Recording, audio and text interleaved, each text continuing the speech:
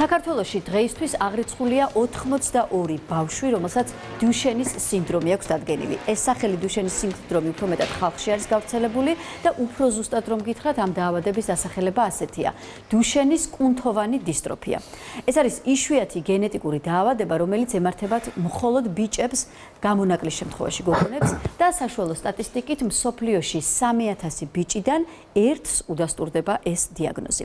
ახლა ეკრანზე გამოჩნდება მაჩვენებლები იმისა, რომ დაავადება თითქოს შეუმჩნევლად იწყება და ბავშვის ზრდასთან ერთად მძიმდება, მაგრამ მძიმდება ძალიან სწრაფი ტემპით. მოზრდილობაში პაციენტებს უკვე საგრძნობლად ურთულდებათ მოძრაობა, სიცოცხლის ხანგრძლივობას თუ შევხედავთ, საკმაოდ მძიმე სურათია ამ ხრივაც, რადგან რამდენიმე წლის წინადელი მონაცემებით დადასტურებული იყო, რომ პაციენტი მხოლოდ 22 წლის ასაკამდე თუ აღწევდა, ბოლო პერიოდში კი ვითარება შედარებით გაუმჯობესდა და ამ ასაკმა 28 წლამდე აიწია.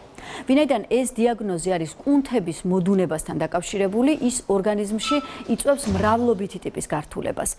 აქ ჩამონათვალიძე საკმაოდ ვრცელია, შეგვიძლია დავასახელოთ სისუსტე, გადაადგილების შეზღუდვა, მათ შორის გულის ფუნქციის შემცირება და სუნთქვის უკმარისობა. ძალიან მძიმე არის ამის თქმა, მაგრამ დუშენის კუნთოვანი დისტროფია პაციენტს იძულებულს ხდის, რომ დაახლოებით 12-13 წლის ასაკში ის უკვე ეტლზე დამოკიდებული გახდეს. მაგრამ განსაკუთრებული საკითხი არის ის, რომ უმნიშვნელოვანესი არის დაავადების ადრეული დიაგნოსტიკა. რაც უფრო სწრაფად პროგრესირებს დისტროფია, მით უფრო მნიშვნელოვანია მისი ადრეული დიაგნოსტიკა. იმისთვის, რომ მშობლებმა და მედიკოსებმა მაქსიმალურად ეფექტურად შეძლონ დაავადების მართვა და ამ დიაგნოზის მქონე ბავშვების ცხოვრების წესის გაუმჯობესება. ჩვენი მიმოხილვის მთავარი აზრი და мотиваცია სწორედ ეს არის, რომ დღევანდელ გადაცემაში ჩვენ გვქონდეს ზუსტი რჩევები მშობლებისთვის, თუ როგორ უნდა დააკვირდნენ ისინი საკუთარი შვილების სიმპტომებს. ასევე რჩევები გვექნება ქალებისთვის, ანუ პოტენციური დედებისთვის, რომლებიც შესაძლოა არიან რისკ ჯგუფში და მათ მივცემთ კონკრეტულ რჩევას გენეტიკოსისგან, თუ როგორ შეიძლება გათვალონ შესაძლოა არიან თუ არა ისინი ამ გენეტიკური დაავადების მატარებლები. ასევე ჩვენ დღევანდელ მიმოხილვაში გვექნება პირადი ისტორია ერთი ოჯახისა, რომელიც უკვე წელიწად ნახევარია ამ დიაგნოზთან იბრძვის. ახლა ეკრანზე გამოჩნდება ლაზარე. ლაზარე არის 3 წლის, ჩვენ დღეს გავიცნობთ ლაზარეს. ის წლინახევრის იყო, როდესაც მამამ მასზე საეჭვო სიმპტომები შეამჩნია. მან დაუყოვნებლივ გაუკეთა შვილს სპეციალური ანალიზი და ბავშვს დაუდასტურდა დუშენის კუნთოვანი დისტროფია. ყველა მეკითხება, რომ რა მაგარია ბავშვი დადის, ან ვიდეოს ნახავს, ან ფიზიკურად და კარგად არის მეტყველებს, მაგრამ ჩვენ გვაქვს მეტი ინფორმაცია ვიდრე რიგით ადამიანს, რომელსაც არ აქვს ამ დაავადებასთან ინფორმაცია. 4-5 წლამდე ეს პრობლემები არ ჩანს, მაგრამ ასაკის მატებასთან ერთად რთულდება ჯანმრთელობის მდგომარეობა. ექიმები ჩვენთან არაერთხელ აღნიშნავენ, რომ მშობელს შესაძლოა ქონდეს უფრო მეტი ინფორმაცია მიწვევი მმართველობით ვიდრე ექიმს. რადგანაც ჩვენ ყოველდღიურ რეჟიმში ვცდილობთ მივიღოთ ინფორმაცია, თვალყურს ვადენებთ კვლევებს, დაავადებების მიმდინარეობას, ბავშვთან ურთიერთობა, ნებისმიერი სახის, მისი ასაკის მატება, დაბადების დღეები, ნებისმიერი მოვლენა უკავშირდება ამ დაავადებას. და ჩვენი ეს მოქმედებაც ბუნებრივია პირდაპირ იწვევს მიჯაჭვულობას, რომ მივიღოთ მეტი ინფორმაცია, რომ ვიყოთ მეტად წარმატებულები ამ დაავადებასთან ბრძოლის პროცესში. იატაკიდან უჭირს წამოდგომა. ეყნობიან თავიანთ სხეულს, იდაყვებს და ისე დგები. პირდაპირ ადგომა, რაღაც თუ დატრიალდეს, დაეყნოს იდაყვით და მერე წამოდგეს. სირბილი დარბის, მაგრამ შესამჩნევად უჭირს სირბილი. და კიბეებზე დამოუკიდებლად ასვლა. ყველა კუნთი ზიანდება, რომელიც არის ორგანიზმში 780 თუ რაღაც ოდენობის კუნთია და საბოლოო ჯამში ზიანდება გულისა და ფილტვის კუნთები და არის ჰაერის უკმარისობასთან დაკავშირებული პრობლემები, გულის უკმარისობასთან დაკავშირებული პრობლემები. ამას მხოლოდ მშობელი შეამჩნევს, როცა იცი შენ, რომ კიბეებზე სწრაფად ვერ ადის, არ შეუძლია ხტუნვა, ნივთების ჭერა და სწრაფად გადაადგეს სირბილი.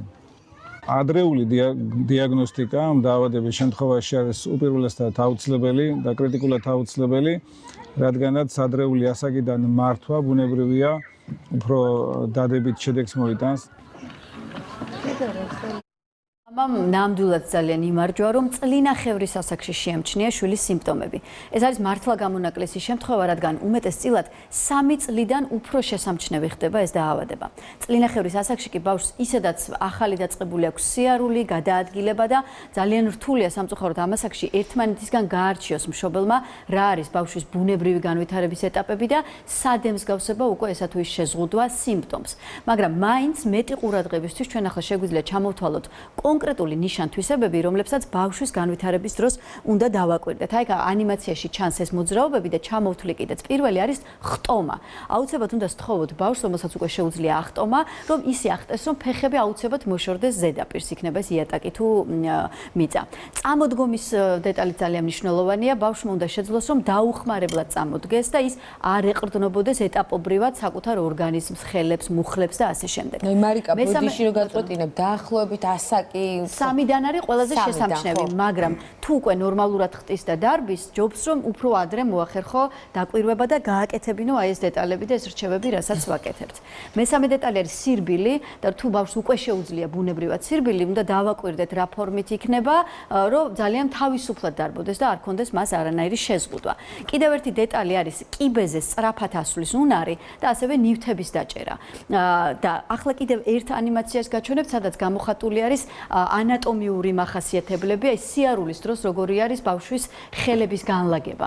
იმიტომ რომ ეს დაავადება კუნთების მუდუნებასთან არის დაკავშირებული, როგორც გითხარით, და ამიტომ პაციენტებს წონასწორობასთან დაკავშირებული პრობლემები ეწყებათ და სწორედ ამ სიმპტომებში და ამ ანატომიურ მდგომარეობაში არის გამოხატული სწორედ წონასწორობის დარღვევის მომენტები. ეს ყველაფერი არის ძალიან ყურადღება მისაქცევი. ჩვენ ასევე ახლა შეგვიძლია მოусმინოთ გენეტიკოსის კომენტარს, ვინაიდან ვთქვით, რომ ეს არის გენეტიკური დაავადება, რომელიც დედის ხაზით გადადის, ანუ დედის გენებიდან გადადის შვილზე, ძალიან მნიშვნელოვანია გაფრთხილება. თუ როგორ უნდა მოახერხონ ქალებმა სკრინინგი და ერთგვარი წინასწარი დიაგნოსტირების ჩატარება. ქალებმა როგორ უნდა გაიგონ, რამდენად არის შანსი იმისა, რომ წინასწარ გათვალონ, არის თუ არა მათში დაზიანებული გენი, არიან თუ არა დაზიანებული გენის მატარებლები, ამ ყველაფერზე გენეტიკოსის რეკომენდაციას მოვისმენთ ახლა ჩვენ. დაავადება როგორც წესი ბიჭებში ვლინდება, თუმცა იშვიათად შეიძლება გოგოშიც გამოვლინდეს და ამ შემთხვევაში მანიფესტირებად გოგონას ვუწოდებთ. მუტაცია შეიძლება გენში დაზიანება სპონტანურად მოხდეს, ანუ ყველანაირი მიზეზის გარეშე, დედამორსულობაში ინერვიულა, არ ინერვიულა, ავიავად არ ამის და დამოუკიდებლად, უბრალოდ ბავშვის ეს ჩასახვამდეც კი ან ჩასახვის პერიოდში მოხდა სპონტანურად შემთხვევითად გენის დაზიანება და ამიტომ მოხდა ამ გენის დაზიანება. რიგ შემთხვევებში შეიძლება ეს დაზიანებული გენი ბიჭს მიღებული ქონდეს დედისგან და დედა ამ შემთხვევაში შეიძლება იყოს სრულიად ჯანმრთელი, სრულიად ასიმპტომური. ჩვენ ასეთ ქალბატონებს მატარებელ ქალებს ვეძახით და ამ კუთხით ძალიან მნიშვნელოვანი არის დიაგნოსტირებული ბიჭის, ან თუნდაც გოგონასი, მისი მშობლის ტესტირება ამ შემთხვევაში დედის, იმიტომ რომ აქ უკვე ჩვენ მომავალ შვილებზე რისკზე გვაქვს საუბარი. თუ დედა არ არის მატარებელი, იგივეს განმეორების რისკი შემდგომ შვილზე ძალიან დაბალი არის. ხოლო თუ დედა არის მატარებელი, მაშინ გადაცემის ალბათობა 2X ქრომოსომა აქვს ქალს, ანუ ერთში არის დაზიანება, მეორეში არა და 50-50-ზე არის. ადრეულ ასაკში ახალგაზრდა ქალბატონებს შეიძლება მართლაც აბსოლუტურად არანაირი ნიშნები არ ქონდეს კუნთოვანი დაავადების გამოვლინებისა. თუმცა საინტერესოა, რომ ასაკთან ერთად მატარებელ ქალებს აქვთ დილატაციური კარდიომიოპათიის, ანუ გულის დაავადების განვითარების რისკი.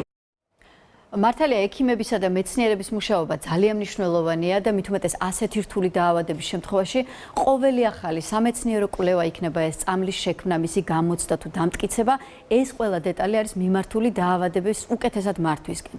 მაგრამ რაც არ უნდა დაგვაუწყდეს ყველაზე მთავარი რგოლი, ალბათ რასაც ქვია მშობელი. მშობელი არის პირველი, ვინც იგებს დიაგნოზს და ის არის ვალდებული, რომ პირველ რიგში საკუთარ თავს მოერიოს, გამოვიდეს ამ შოკიდან, გამონახოს ძალა და არ დანებდეს. მან უნდა იბრძოლოს რეალურად საკუთარი შვილის ცხოვრების ხარისხის გასაუმჯობესებლად. ამ მხრივ მე ვფიქრობ, რომ ლაზარეს მამა, რომელიც ჩვენ უკვე გავიცანით და რომელსაც კიდევ შევხვდებით შემდეგ კომენტარში, ზაქარია გვიშიანი, ნამდვილად განსაკუთრებული შემთხვევაა. მე მინდა გითხრათ, რომ ამ გადაღებებზე შაბათ-კვირას მქონდა ამ ოჯახთან ურთიერთობა და მართლაც შეძრული ვარ მათი შრომის უნარიანობით, мотивაციით და საერთოდ ყველაფრით და რეალურად ზაქარია გვიშიანისა და სხვა მშობლების აქტიურობით და ერთობლივი ორგანიზაციით ბოლო 1 წლის განმავლობაში მართლა ბევრი რამ შეიცვალა სასიკეთოდ ჩვენს ქვეყანაში. წინ გადადგმულ ნაბიჯებზე და მთავარ გამოწვევებზე ახლა თავად ისაუბრებს ჩვენი რესპონდენტი და ინტერვიუდან ყველაფერს უფრო ცლად მოვისმენთ. უბრალოდ ერთს დავამატებ, რომ ყველაზე მთავარი რამ მოხდა ჯანდაცვის სამინისტროსთან ერთად გაჩნდა სერიოზული კომუნიკაცია, წინ გადაიდგა ნაბიჯები და გაჩნდა იმედი, რომ მოხდება ამ ბავშვების მკურნალობა და ცხოვრების ხარისხის გაუმჯობესება პრეპარატებით. ორი შემთხვევა არის, რაზეც არის ახლა მთავარი მოლოდინი. ერთი უკვე დამტკიცებული პრეპარატის დაფინანსება რო გასცეს ქვეყანამ და შემოვიდეს ეს წამლები და დაიწყოს ბავშვების მკურნალობა და მეორე არის გენური თერაპია, რომელიც უნდა დაამტკიცოს ევროპამ. როგორც კი მოხდება ამ პრეპარატის დამტკიცება, შესაძლებელი იქნება, რომ ერთჯერადი პრეპარატით საგრძნობლად გაუმჯობესდეს ბავშვების სიცოცხლის ხარისხი. მკურნალობის ხაზზე და დაფინანსებაზე და ყველა მოლოდინსა თუ რისკებზე სწორედ ზაქარია გვიშიანი ისაუბრებს ახლა ჩვენთან ერთად.